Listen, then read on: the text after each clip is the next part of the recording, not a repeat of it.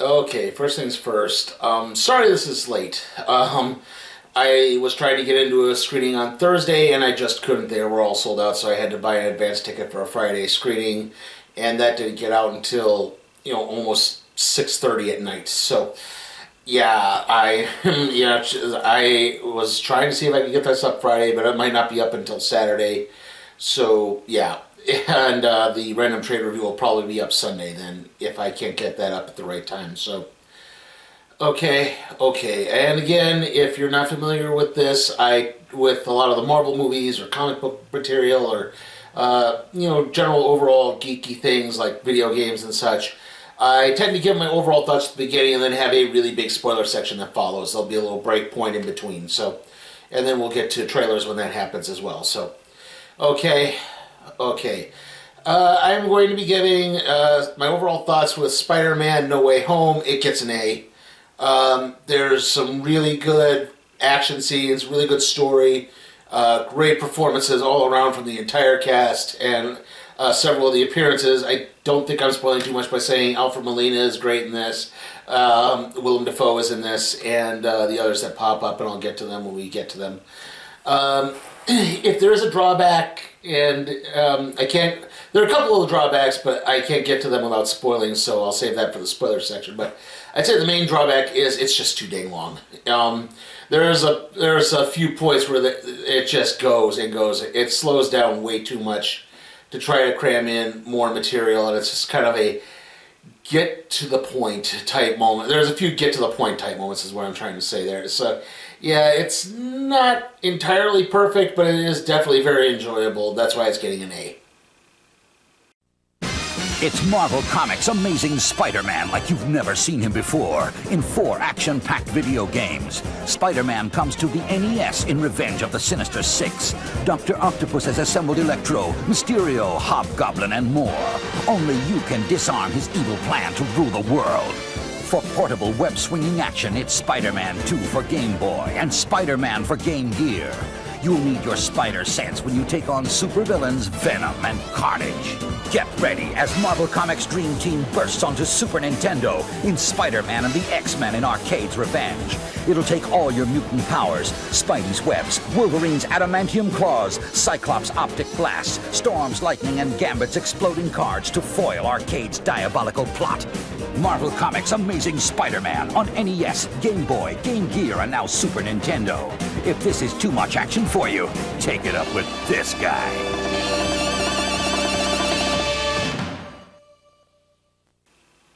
Okay, so, yep, this is the spoiler section. Skip to the next break if you want to avoid it, okay? Okay.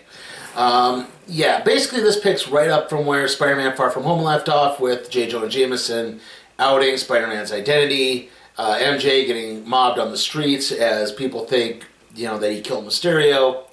And, you just kind of see the crap storm that comes up from that, and, they don't get any rest. Peter's home gets violated. He has to... Basically, he and May have to move in with Happy Hogan.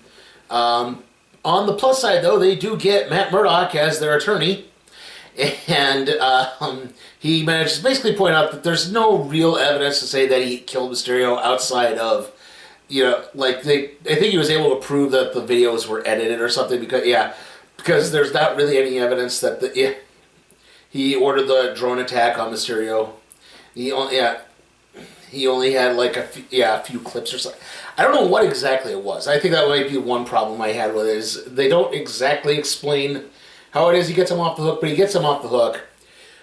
But that being said, unfortunately, the damage has been done. Everyone knows Peter Parker is Spider-Man. He's getting mobbed in his school. Flash Thompson is trying to cash in and selling books saying that he's Spider-Man's best friend.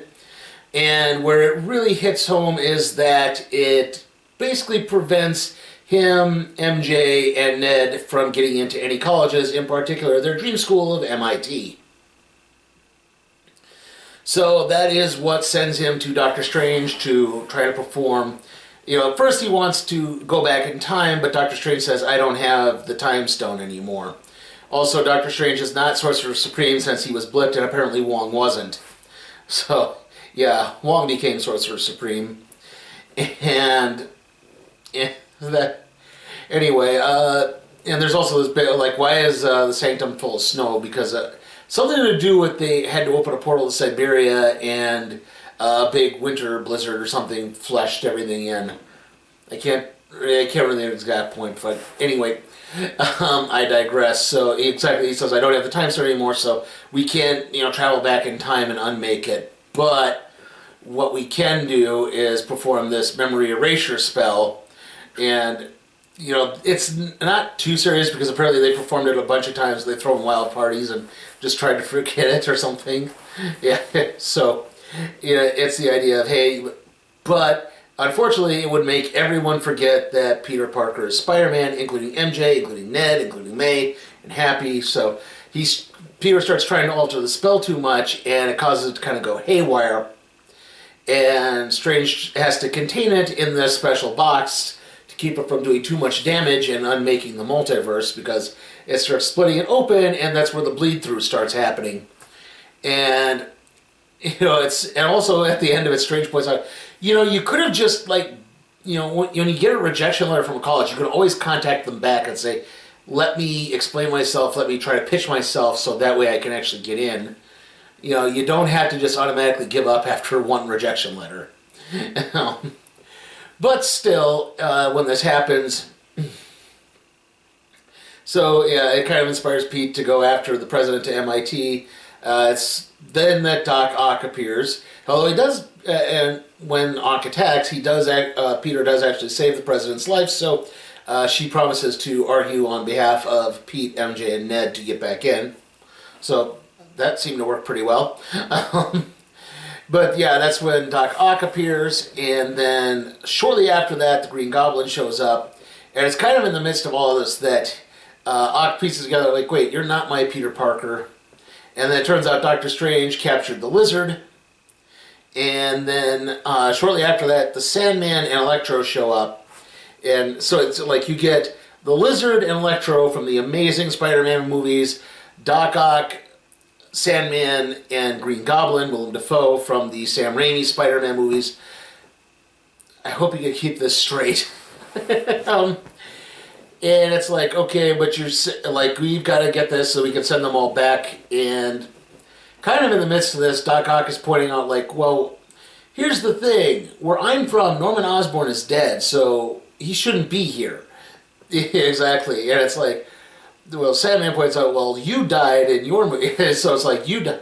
And the villains kind of all start to piece together when they were pulled out of their universe.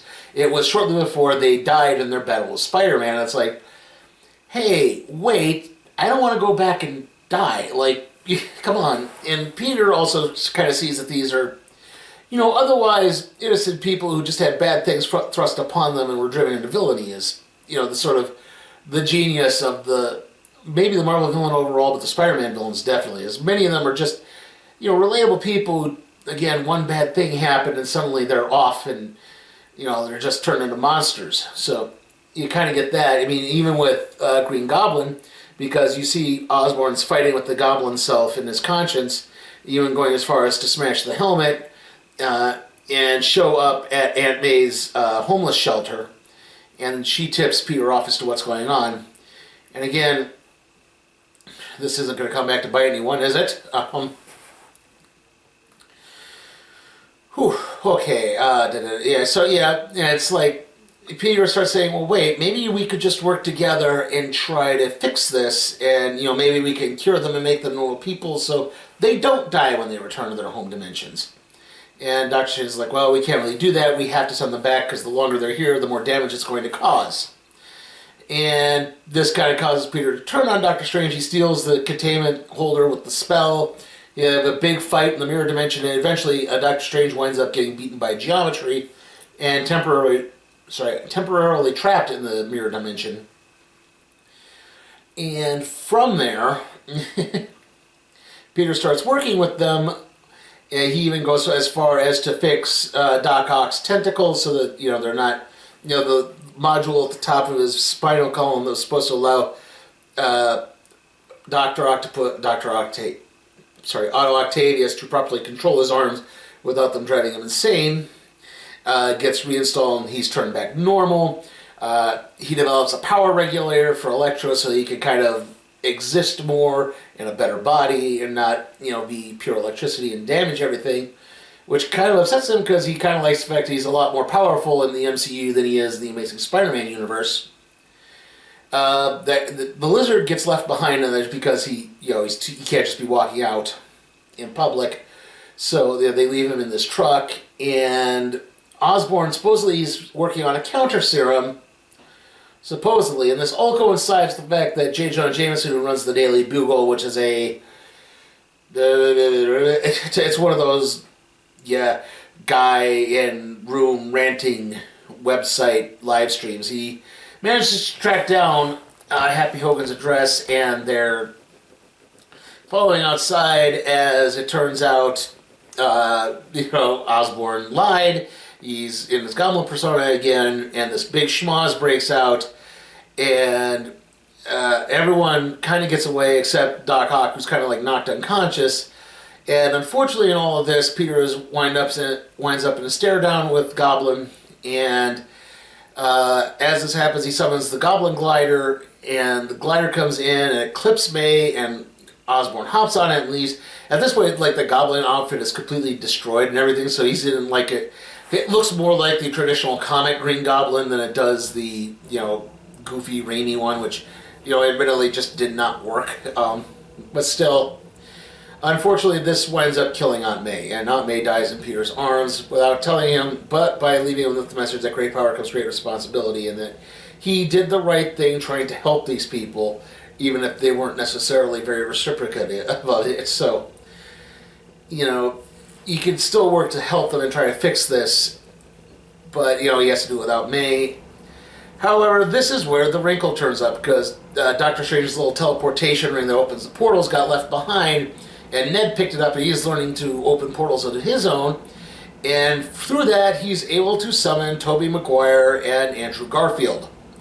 So they come in, and they they get to Peter, because MJ and Ned have found out on the news what's happened to May, and they've managed to get to Peter, and they all kind of say, hey, look, let's work together, let's see if we can fix this.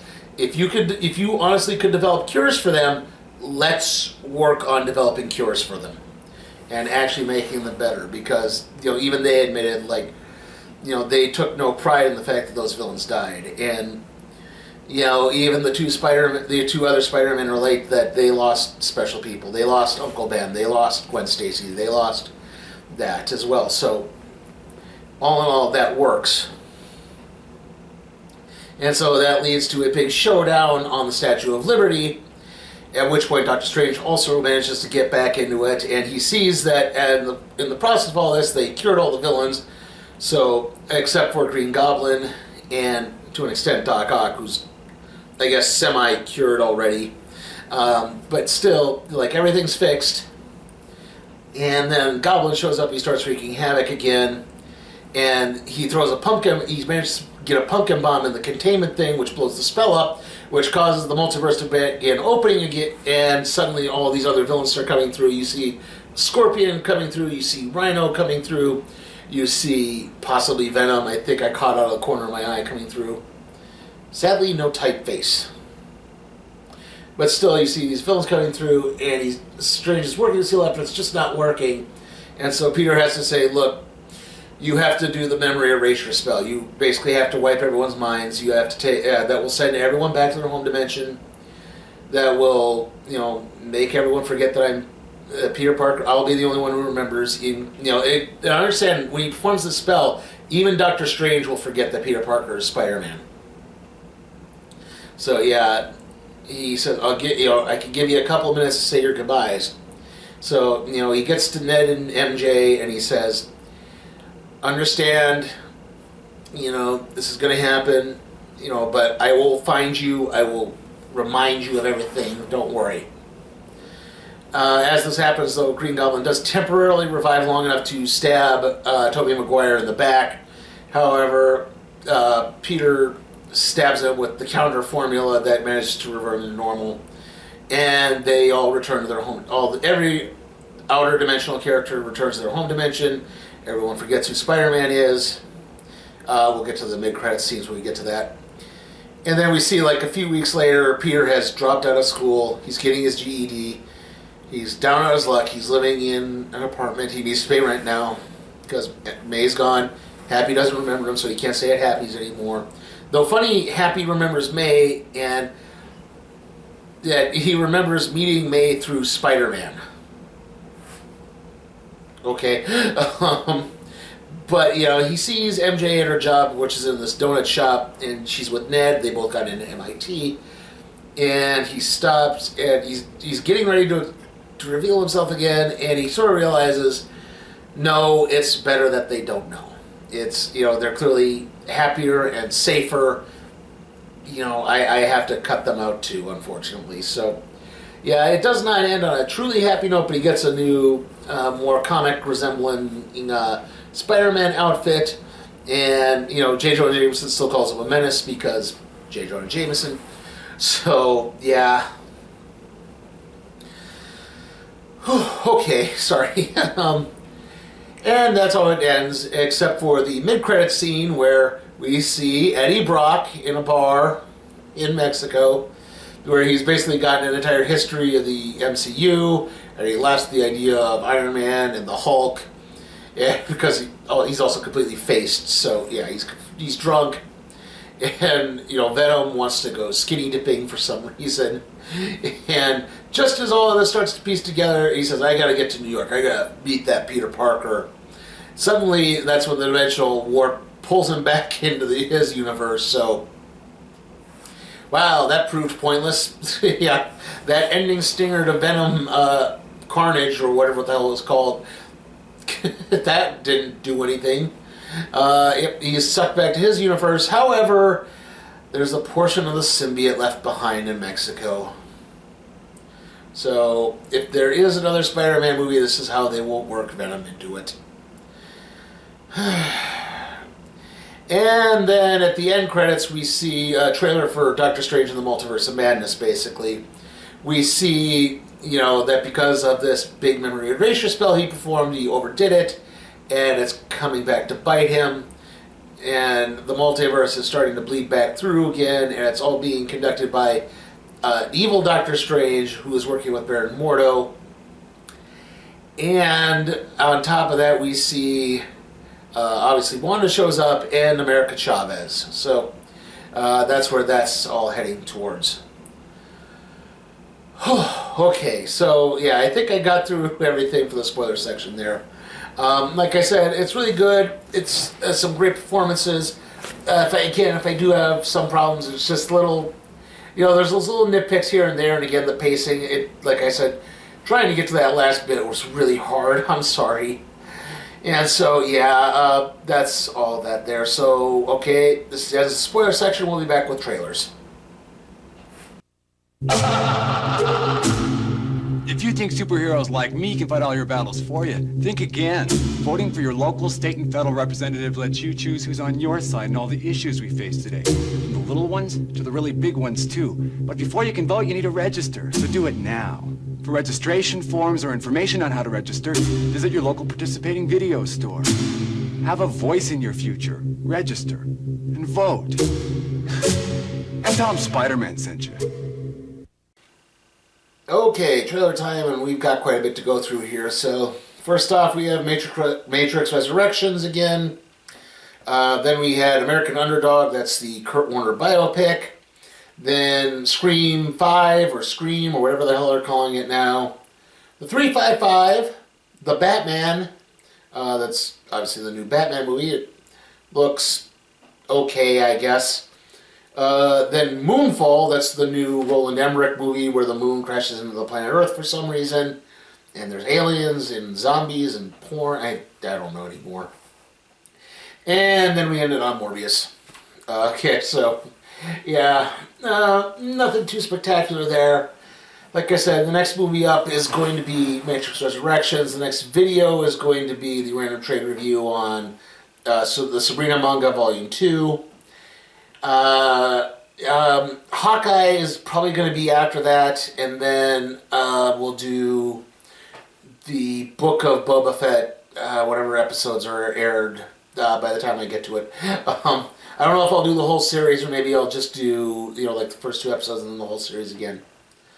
I'm guessing maybe the first 2 episodes. I'm sorry I'm rambling at this point. Like I said, Hawkeye should be out soon. I have yet to see the last episode of Hawkeye, so hopefully I can get to it as soon as I can. And, I guess going into next year, I don't know. I'm wavering on seeing Morbius. I've been really busy the last month, trying to get everything squared away and done. Not maybe taking a few weeks off from movies would help kind of get things recharged, because most of the stuff I really want to see starting next year starts in February, not January. So, and again, Morbius is just looking more and more pointless at this point. So, I don't know yet. Maybe I'll see Morbius, maybe I won't. Maybe I'll wait and do a later, retro review of it. Anyway, see you all next time.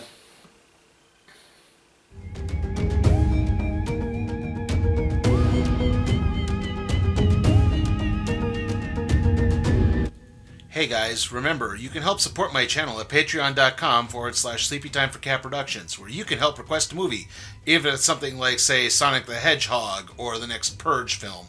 I'll review it.